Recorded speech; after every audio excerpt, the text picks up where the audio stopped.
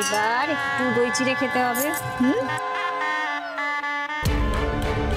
আমার ভাইকে ডিচ করে তুমি সুখে সংসার করবে, আর আমি সেটা হতে দেব? তুমি ভাবলে কি করে রোশনি? এই খাওয়াই যেন তোমার শেষ খাওয়া হয়।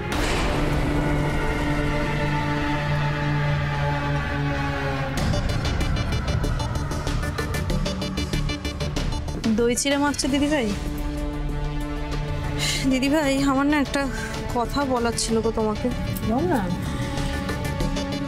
কিরকম একটা ফিলিং হচ্ছে জানো তো, মানে আনন্দের সাথে সাথে কিরকম ভয়ও লাগছে রোশনির এই বিয়েটা নিয়ে। কিসের ভয়? না মানে পিকুর মাকে তো দেখে যথেষ্ট পুরনোপন্থী মনে হলো, আর রোশনির যা দুর্গতি হয়েছে রিয়াংশের হাতে পড়ে, পিকুর মা ওকে মেনে নিতে পারবে তো? আবার পিকুর বাড়ি গিয়ে রোশনির আবার কোনো অশান্তি হবে না তো? তুই একটু বেশি ভেবে ফেলছিস ছোট।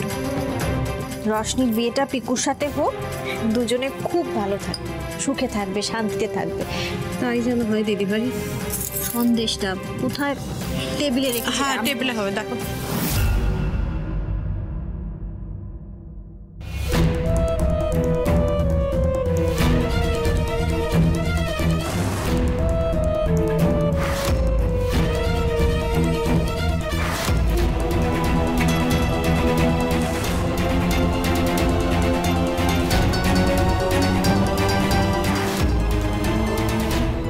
দিদি ভাই, তুমি রোশনির বিয়ে নিয়ে যতই মাতামাতি করো না কেন, ও আর বিয়ের পিঁড়িতে উঠবে না, গলায় সূচ বিঁধে স্ট্রেট চিতায় উঠবে।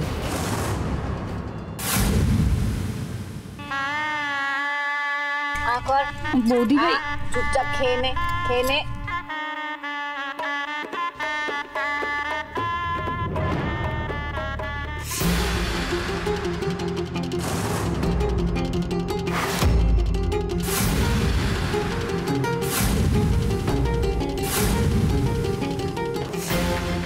কি হলো?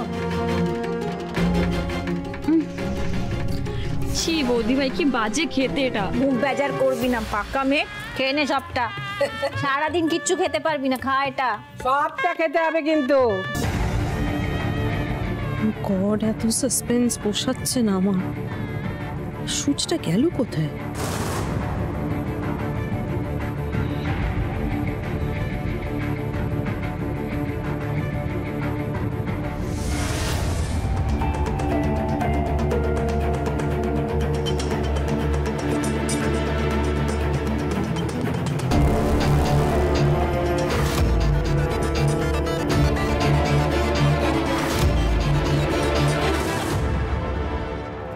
না না না, আমি আর তাকাবো না, আমি আর তাকাতে পারছি না। যদি না তাকালে সূচটা ওঠে।